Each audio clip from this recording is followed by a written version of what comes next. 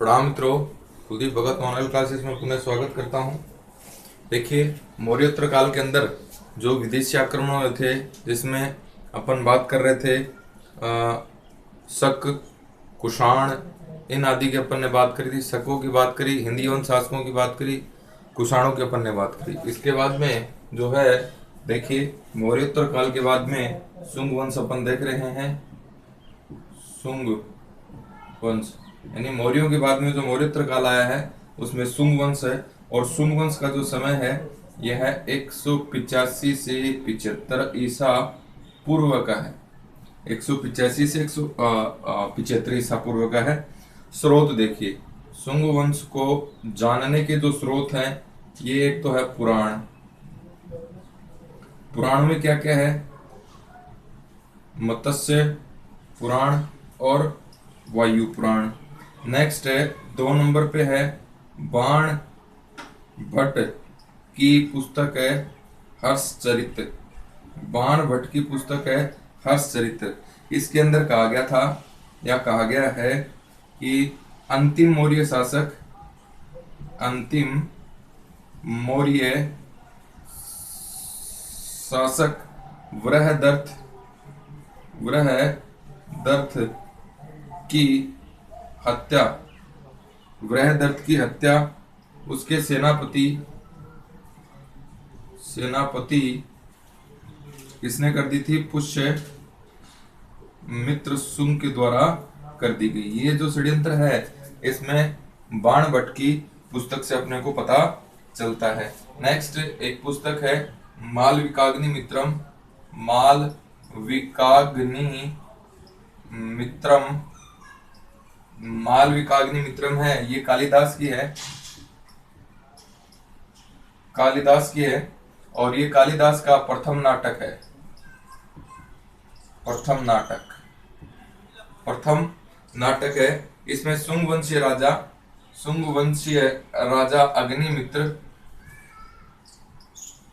अग्निमित्र व मालवा की राजकुमारी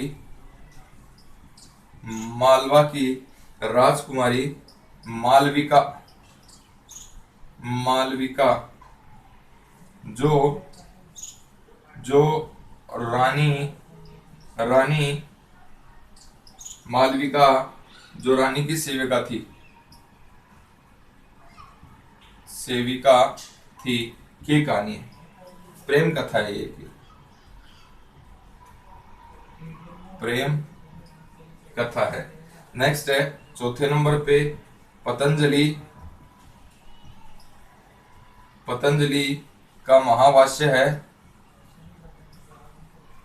पतंजलि का महाभाष्य है।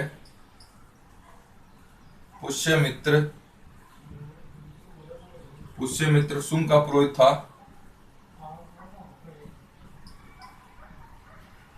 पुष्यमित्र शुंग का पुरोहित था ये।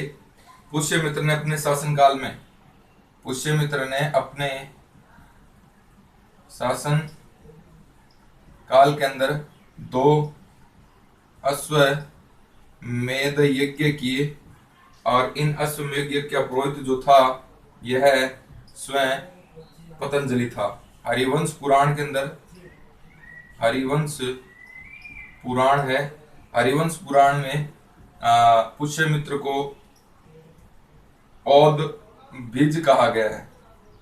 औद बीज कहा गया यानी अचानक पैदा होने वाला, अचानक पैदा होने वाला कहा गया है। किसको? पुष्यमित्र शुंग को कहा गया है। देखिए, शुंग वंश की अपन बात करें, कहाँ से इसके स्रोत मिलते हैं? पुराणों में शुंग वंश की जानकारी मिलती है मत्स्य पुराण और वायु पुराण से। बाण भट्ट की पुस्तक हर्षचरित्र, इसके अंदर अंतिम मौर्य शासक वृहदर्थ की हत्या करके जो सेनापति पुष्यमित्र होता है वो किस प्रकार से शासक बनेगा, शुंग वंश की स्थापना करेगा, ये तमाम घटनाएं किसके अंदर वर्णित है? बाण भट्ट की हर्षचरित्र के अंदर वर्णित है। माल विकाग्नि मित्रम कालिदास का नाटक है। ये नाटकों में पहला नाटक माना जाता है। अग्निमित्र व मालवा की राजकुमारी मालविका जो रानी की सेविका थी, यानी अग्निमित्र, और इसकी मालविका की प्रेम कहानी है, ये इसके अंदर दिखाया गया है। नेक्स्ट, पतंजलि का जो महाभाष्य है, इसमें ये जो पुष्यमित्र था, पुष्यमित्र शुंग इसका पुरोहित था, और पतंजलि के अनुसार इसके शासनकाल में 2 अश्वमेध यज्ञ किए थे। किसने? पुष्यमित्र शुंग ने। और इन अश्वमेध यज्ञों का पुरोहित भी कौन रहता है? पतंजलि स्वयं रहता है।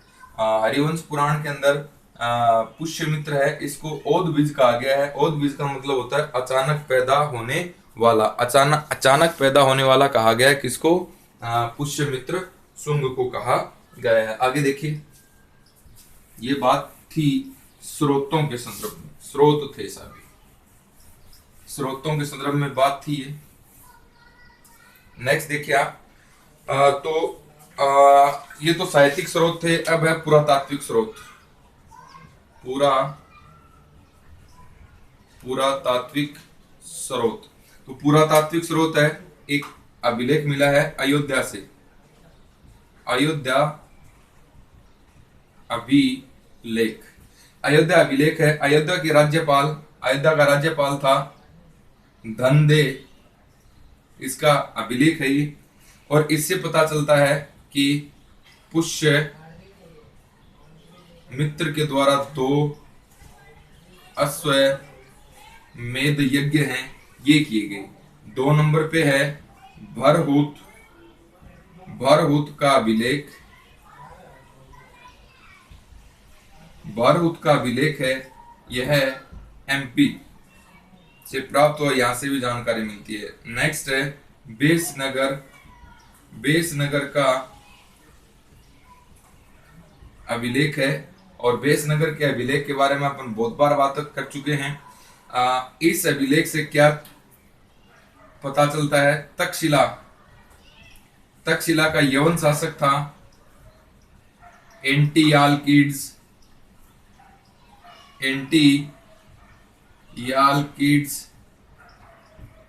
और एंटियालकिड्स का राजदूत था हेलियोडोरस। इस हेलियोडोरस को शुंग शासक भागभद्र के समय, शुंग शासक है, ये शुंग वंश का 9वां शासक है, और ये इसके राज्याभिषेक के 14वें वर्ष है, हेलियोडोरस है, यह है विदिशा आता है। कहां पर आता है? विदिशा आता है। और यहाँ पर वासुदेव के सम्मान में गरुड़ स्तंभ है, इसकी क्या करता है? स्थापना करता है। नेक्स्ट देखिए, शुंगों की जाति के संदर्भ में अपन बात करेंगे। शुंगों की उत्पत्ति व जाति, जो शुंग हैं उनकी उत्पत्ति और उन जाति के बारे में बात करेंगे। बाणभट्ट के अनुसार पुष्यमित्र, यानी बाणभट्ट की पुस्तक है हर्षचरित्र, पुष्यमित्र को अनार्य कहा गया। पुष्यमित्र को क्या कहा गया? अनार्य कहा गया। नेक्स्ट है दिव्यावदान के अनुसार पुष्यमित्र को मौर्य वंश का राजा माना है। नेक्स्ट है तारानाथ है, ये इनको ब्राह्मण सेनानी कहता है, ब्राह्मण बताता है ये। नेक्स्ट है हरिवंश पुराण है, हरिवंश पुराण में इसको द्विज ब्राह्मण कहा गया है, द्विज ब्राह्मण। और इसका जो गोत्र बताया है, ये बताया है कश्यप। कौन सा गोत्र बताया है? कश्यप। और इसको ओदबीज भी कहता है, ये उसे ओदबीज कहता है। किसको?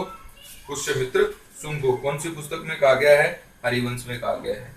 देखिए, पुरातात्विक जो स्रोत हैं वो देखे अपन। अयोध्या का एक अभिलेख है, और ये अयोध्या का राज्यपाल था, राज्यपाल का नाम है धनदे।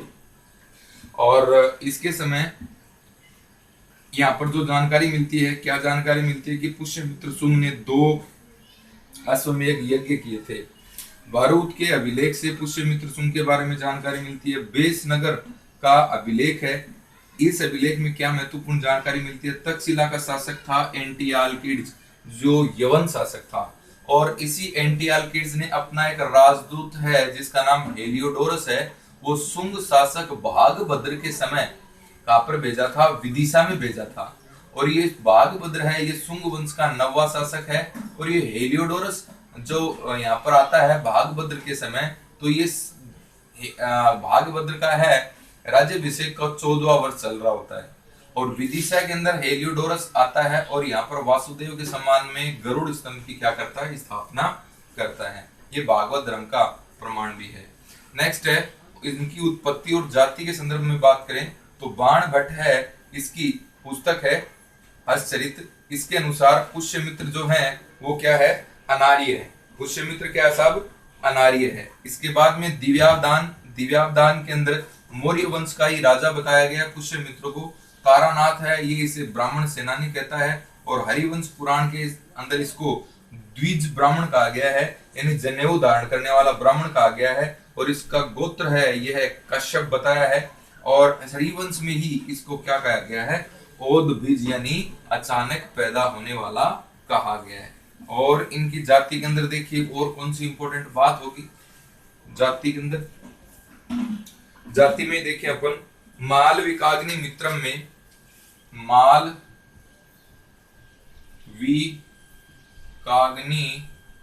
मित्रम में, मालविकाग्नि मित्रम में इसे बेम्बिक कहा है। किसको कहा? बेम्बिक।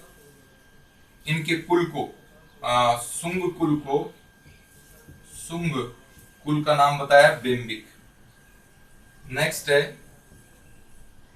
बोधायन सूत्र। बोधायन सूत्र में बेम्बिक, बेम्बिकों को कश्यप, कश्यप गोत्रीय बताया है, कश्यप गोत्रीय बताया है। नेक्स्ट है पुराणों में पुष्यमित्र को बेम्बिक की बजाय सुंग कहा है। ये कुछ इनकी जातियों के बारे में इंपॉर्टेंट बात है साहब। तो देखिए अपन चर्चा करे हैं शुंग वंश के बारे में। मालविकाग्नि मित्रम में इनको बेम्बिक कहा गया। बेम्बिक है एक तरह से ब्राह्मण वंशी होता है। अब बोधायन सूत्र के अंदर बेम्बिकों को क्या कहा गया? कश्यप गोत्रीय ब्राह्मण बताया गया है। पुराणों के अंदर पुष्यमित्र को बेम्बिक की बजाय क्या कहा गया है? सुंग कहा गया है। तो ये जो है ये इनकी जाति के संदर्भ में प्रमुख बातें थी।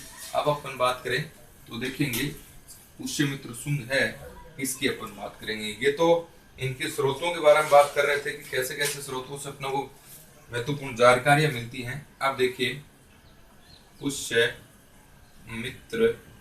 शुंग, पुष्यमित्र शुंग है 184 से 148 ईसा पूर्व का इसका शासनकाल रहा। पुष्यमित्र शुंग का, शुंग वंश का संस्थापक है। शुंग वंश का क्या है? संस्थापक है। दूसरी बात वैदिक धर्म को पुनः स्थापित करने का श्रेय जाता है। इसका समय वैदिक पुनर्जागरण का काल भी कहा जाता है। नेक्स्ट है इसके समय यवनों के आक्रमण हुए, और यवन आक्रमण की जो जानकारी है यह है पतंजलि के महाभाष्य और गार्गी संहिता एक तरह से भविष्य पुराण है ये। गार्गी संहिता और कालिदास की मालविकाग्नि मित्रम, कालिदास की मालविकाग्नि मित्रम आदि से यवनों के आक्रमण की क्या मिलती है, जानकारी मिलती है। इंपोर्टेंट बात है साहब, ध्यान में रखनी है। नेक्स्ट है मालविकाग्नि मित्रम। मालविकाग्नि मित्रम के अनुसार पुष्यमित्र ने विदर्भ के राजा यानी दक्षिण भारत, विदर्भ के राजा यज्ञसेन को हराया था। ये मालविकाग्नि मित्रम कहती है।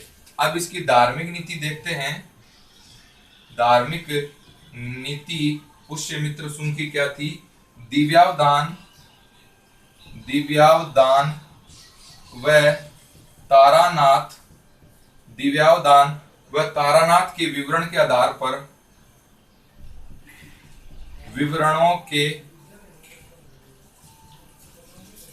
आधार पर अशोक के 84,000 स्तूपों को नष्ट किया। नेक्स्ट है पाटलिपुत्र का स्तूप है कुक्कुटाराम विहार। पाटलिपुत्र के अंदर है कुक्कुटाराम विहार। इसको नष्ट करना चाहता था कौन? पुष्यमित्र शुंग। और यहाँ पर एक गर्जना होती है और गर्जना के साथ में भविष्यवाणी होती है, गर्जना होती है। इस गर्जना से डर करके वापस लौट जाता है बिना इसको तोड़े ही। और साकल के अंदर घोषणा करता है कि जो मुझे एक बौद्ध भिक्षु का सिर लाके देगा, सिर लाकर देगा, उसे 100 दिनारे दूंगा। ये घोषणा करता है। नेक्स्ट अपन बात करते हैं क्षेमेंद्र की पुस्तक है क्षेमेंद्र की पुस्तक है अवदान कल्पलता में भी पुष्यमित्र को बौद्ध धर्म का संहारक कहा गया है। बौद्ध धर्म का संहारक कहा गया है। बौद्ध धर्म का संहारक कहा गया है। देखिए पुष्यमित्र शुंग के बारे में बात करें, ये शुंग वंश का संस्थापक है। इसके समय को वैदिक धर्म का पुनः स्थापित इसने किया था, इसलिए वैदिक धर्म का पुनर्जागरण काल है, पुष्यमित्र शुंग का काल है। और वैदिक धर्म को पुनः स्थापित किया इसने। इसके समय यवन आक्रमणों में जिनकी जानकारी अपने को कहां से मिलती है, देखिए पतंजलि का महाभाष्य, गार्गी संहिता जो भविष्य पुराण है, और कालिदास का मालविकाग्नि मित्रम से अपने को भारत पर यवनों के आक्रमण की जानकारी मिलती है। मालविकाग्नि मित्रम के अनुसार विदर्भ के राजा यज्ञसेन को किसने पराजित किया था? पुष्यमित्र ने पराजित किया था। अब इसकी धार्मिक नीति देखिए, दिव्यावदान और तारानाथ के अनुसार कुछ धार्मिक नीतियां हैं, इसका वर्णन करती हैं ये। इसके अनुसार अशोक के द्वारा बनाए गए 84,000 स्तूपों को नष्ट किसने किया था? पुष्यमित्र शुंग ने किया था। पाटलिपुत्र का एक कुक्कुटाराम विहार है, इसको नष्ट करने के लिए पुष्यमित्र शुंग जा रहा था और यहाँ पर गर्जना होती है। गर्जना से डर करके ये वापस लौट जाता है और साकल पहुंचता है, और साकल पहुंच करके घोषणा करता है कि जो मुझे कोई भी बौद्ध भिक्षु का सिर ला करके देगा, मैं उसे 100 दिनार दूंगा। क्षेमेंद्र की एक पुस्तक है अवदान कल्पलता। इसके अंदर भी बौद्ध धर्म का संहारक किसे कहा गया है? पुष्यमित्र शुंग को कहा गया है। इंपोर्टेंट बात बनती है, आगे देखिए। अवदान कल्पलता क्षेमेंद्र की है। इस पुस्तक में भी पुष्यमित्र शुंग को बौद्ध धर्म का संहारक कहा गया है। नेक्स्ट देखिए अब इन सभी मतों का खंडन देखते हैं अपन। मतों का खंडन, मतों का खंडन देखेंगे तो कैसे बात करेंगे। देखिए भारहूत, भारहूत का स्तूप है एमपी के अंदर। भारहूत के स्तूप की एक वेस्टनी यानी रेलिंग, रेलिंग पर सुगन रंजे, सुगन रंजे शब्द है, सुगन रंजे शब्द लिखा है। इसका मतलब है सुंगों के काल में, सुंगों के काल में, यानी इस वेस्टनिया रेलिंग का निर्माण है सुंगों के काल में हुआ। नेक्स्ट है सांची का स्तूप है, सांची का स्तूप है। सांची के स्तूप को और अधिक बढ़ाया, और अधिक बढ़ाया, और स्तूप में लकड़ी की जगह किसका प्रयोग किया, पत्थर का प्रयोग किया। लकड़ी की जगह पत्थर का प्रयोग किया। आगे देखिए,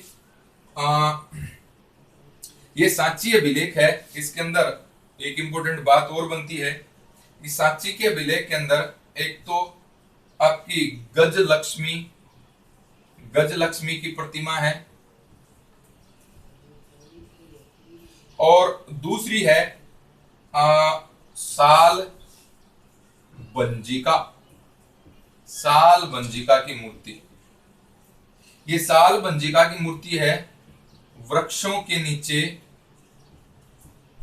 नीचे शाखा के सारे स्त्रियां खड़ी हैं। ये इंपॉर्टेंट क्वेश्चन बनता है। आगे देखेंगे अपन तो इनके कुछ सिक्के हैं, तो सिक्के देखें, सिक्के हैं इनके स्वर्ण सिक्के, जिन्हें निष्क, दिनार, सुवर्ण और सुवर्ण मासिक कहा जाता था। कौन से सिक्कों को, सोने के सिक्कों को। तांबे, तांबे के जो सिक्के थे इन्हें कहा जाता था कारसापण कहा जाता था। नेक्स्ट है चांदी के सिक्कों को क्या कहा जाता था, पुराण, या एक शब्द आता है धारण। ये चांदी के सिक्कों को कहा जाता था। देखिए आगे अपन बात करें और क्या इंपॉर्टेंट बात है इसमें। देखिए अपन ने कुछ महत्वपूर्ण ग्रंथ पढ़े, दिव्यावदान पढ़ा और क्षेमेंद्र का अवदान कल्पलता पढ़ा और तारानाथ पढ़ा। इन सभी ने क्या कहा साहब कि जो पुष्यमित्र शुंग है यह बौद्ध धर्म का संगारक है, कि बौद्ध धर्म क्या क्या क्या था, इसने बड़ी क्षति पहुंचाई थी। लेकिन इनके मतों का खंडन कैसे हो, भरूच का स्तूप है एमपी का, इसकी एक रेलिंग पर एक शब्द लिखा हुआ है सुगन रंजे। इसका मतलब है सुंगों के काल के अंदर इसका निर्माण हुआ है, यानी इस वेस्टनी का निर्माण या इस रेलिंग का निर्माण किसके काल में हुआ है, सुंगों के काल में। इसका मतलब ये हुआ कि साहब जो सुंग वंश था यह बौद्ध धर्म का संगारक नहीं है। सांची का स्तूप है, इसको और बढ़ाने का काम है ये किया गया सुंगों के काल के अंदर, पुष्यमित्र शुंग के समय, और लकड़ी की जगह पत्थर का प्रयोग किया गया। तो ये बात भी सिद्ध करती है कि जो सुंग वंश के शासक थे वह बौद्ध धर्म के संगारक नहीं थे। इसके बाद देखिए सांची का स्तूप है, इस पर आपको गज लक्ष्मी की प्रतिमा मिलती है। आपने देखा होगा लक्ष्मी जी बैठी हुई हैं, प्रतिमा देखी होगी, लक्ष्मी जी बैठी हुई है, उसके दोनों साइड के अंदर जो हाथी हैं वो मटके से पानी डाल रहे हैं। तो ये जो चित्र है ये कहां से लिया गया है, सांची के स्तूप से लिया गया है साहब। अब अपन बात करते हैं साल बंजिका की मूर्ति। ये जो है ये है आपका राजस्थान की सेकंड ग्रेड लेवल जो शिक्षक भर्ती है उसके अंदर पूछा गया था, एसएसटी के अंदर क्वेश्चन पूछा गया था कि साल बंजिका की मूर्ति है ये, कौन से स्तूप से प्राप्त होती है? तो कौन से स्तूप से प्राप्त होती है? सांची से। अब देखिए साहब, ये क्या है? सालबंजिका। वृक्षों के नीचे शाखा पकड़े हुए शाखा के सारे कुछ स्त्रियां खड़ी हैं, इन्हें क्या कहा गया है? सालबंजिका कहा गया है। अब सिक्के देखिए, स्वर्ण सिक्का है, इसे क्या कहा गया? निष्क, दिनार, स्वर्ण या स्वर्णमासिक कहा गया। तांबे का सिक्का है, इसे कारसापण कहा गया। और चांदी का सिक्का, इसे पुराणिया धारण कहा गया। तो ये कुछ सिक्के थे इस समय के। आगे देखिए, आगे अपन बात करें तो आपका जो है वो है कुंभकारों की मूर्ति बनाने के सांचे। कुंभकारों ने मूर्ति बनाने के सांचे, मूर्ति बनाने के सांचों का प्रयोग सर्वप्रथम शुंग काल में किया। बड़ा अच्छा क्वेश्चन बन सकता है। नेक्स्ट अपन बात करें, इस काल में स्तूपों में पत्थर का प्रयोग हुआ है, यानी स्थापत्य कला के अंदर पत्थर है, यह मुख्यतः आ गया। अब अपन बात करते हैं पुष्यमित्र शुंग के उत्तराधिकारी। देखिए कौन कौन से। पुष्यमित्र के बाद में अग्निमित्र शासक बनता है। अग्निमित्र शासक बनता है, जो कालिदास का यह नायक भी है। अग्निमित्रम, महालय का अग्निमित्रम लिखता है। अग्निमित्र है, यह राजा बनने से पूर्व विदिशा का उपराजा था। ये, और पुष्यमित्र का पुत्र है ये। इसके बाद में जो शासक बनता है, ये बनता है सुज्येष्ठ शासक बनता है। सुज्येष्ठ के बाद में जो शासक बनता है, ये सुमित्र शासक बनता है। सुमित्र के बाद में ब्रजमित्र शासक बनता है। ब्रजमित्र के बाद में भागभद्र है, यह शासक बनता है। भागभद्र नौवा शासक था ये, और नवा शासक था। नेक्स्ट है, इसके बाद में देवभूति है, यह शासक बनता है। और यह शुंग वंश का अंतिम शासक है। इसकी हत्या इसके प्रधानमंत्री